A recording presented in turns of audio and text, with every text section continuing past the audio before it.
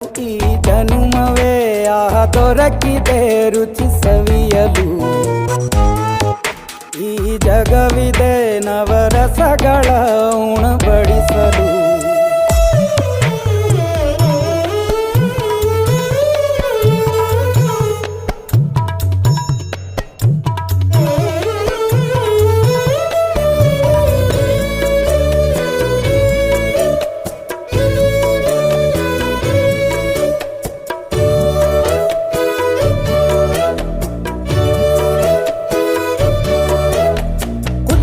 ಗಂಜಿ ಉಪ್ಪಿನಕಾಯಿ ಹೇಗೆ ಮಾಡಿದೆ ಗೆಳೆತನ.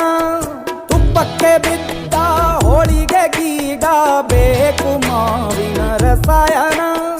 ಹುಬ್ಬಳ್ಳಿ ರೊಟ್ಟಿ ಕಾಳು ಇಂದೋನೆ ಗಟ್ಟಿಯಾಳು. ಮಂಡ್ಯದ ಮುದ್ದೆ ಬಾಡು ಉಂಡು ನೀ ನಿದ್ದೆ ಮಾಡು. ಅಂಕೋಲ ಕೋಳಿ ಸಾರು